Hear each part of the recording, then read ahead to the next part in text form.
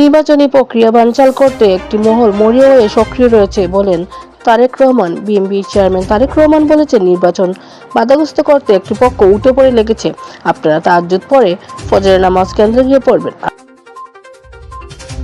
আপনারা ভোটের হিসাব কড়ায় গণ্ডায় বুঝে নেবেন। সোমবার ২৬ জানুয়ারি বিকেলে আতিয়া দ্বীপ সরকারি কলেজ মাঠে বিএনপি আয়োজিত নির্বাচনী জনসভায় ভার্চুয়ালি যুক্ত হয়ে তারেক রহমান এসব কথা বলেন। তিনি বলেন, বিএনপি ক্ষমতায় গেলে নোয়াখালী আতিয়া উপজেলার প্রধান সমস্যা নদী ভাঙ্গন বন্ধের ব্যবস্থা নেওয়া হবে। এছাড়া ব্লক বাঁধের মাধ্যমে এই এলাকার সৌন্দর্য ফুটিয়ে তোলা হবে। তারেক রহমান আরো বলেন, আমি আপনাদের সমস্যাগুলো লিখে রাখলাম। ক্ষমতায় গেলে টেকসই বেড়িবাঁধ সহ নদী ভাঙ্গন রোধের ব্যবস্থা করা হবে। আপনারা ১২ ফেব্রুয়ারি ধানের শীষকে জয়যুক্ত করুন।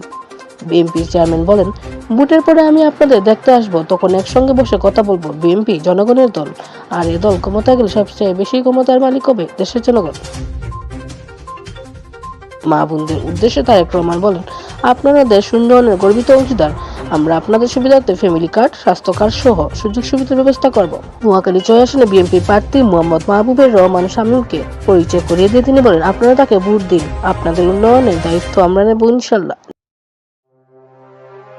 জনসভায় জেলা বিএনপির আহ্বায়ক মাহবুব আলমগীর আলোর সভাপতিত্বে বক্তব্য রাখেন নোয়াখালী ৬ আসনে বিএনপির প্রার্থী মোহাম্মদ মাহবুবের রহমান শামীম, জেলা ছাত্রদলের সাবেক সভাপতি কামারুজ্জামান আফিস সহ স্থানীয় বিএনপি যুবদল নেতৃবৃন্দ।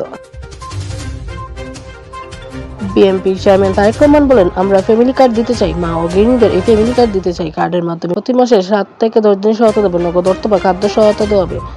ইসলাম, দেশ 24 লাইভ, সিলেট।